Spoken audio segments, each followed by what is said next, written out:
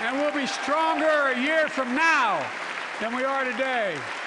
This is our moment to meet and overcome the challenges of our time, and we will, as one people, one America. President Joe Biden addressing the nation in his first State of the Union speech. He originally wanted to focus on domestic issues, but most of his speech was dominated by war. And still, his address was full of optimism. Speaking in front of a divided Congress, the president touched on topics from the pandemic to gas prices to the crisis in Ukraine. In his speech, he announced the United States will follow the suit of its allies in closing its airspace to all Russian flights. Putin has unleashed violence and chaos, but while he may make gains on the battlefield, he'll pay a continuing high price over the long run. He thought he could divide us at home, in this chamber, in this nation.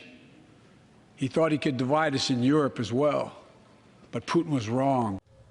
Iowa Governor Republican Kim Reynolds responded to the president's State of the Union address. Her speech focused on what she calls the failings of the Democratic Party and the president.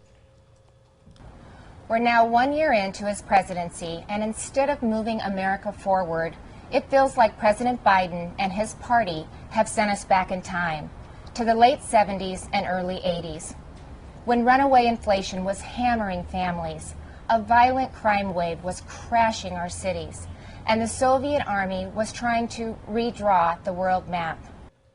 After the speech, WFXR News spoke with political science professor at Virginia Tech, Dr. Karen Holt.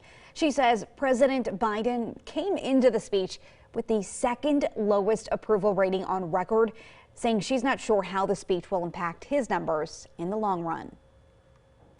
I think there will be some improvement in his approval ratings, in part because of a rally effect around the U.S. support for Ukraine against Russia. At the same time, I would not expect to see the approval ratings to move very much. Meantime, Roanoke College recently released a new poll showing where Virginians fall on several issues. President Biden coming in at a 43% approval rating in a recent News Nation poll. And even fewer Virginians say that he's doing a good job. The Roanoke College poll found that President Joe Biden has a 41% approval rating in the Commonwealth, and that's the lowest since he took office.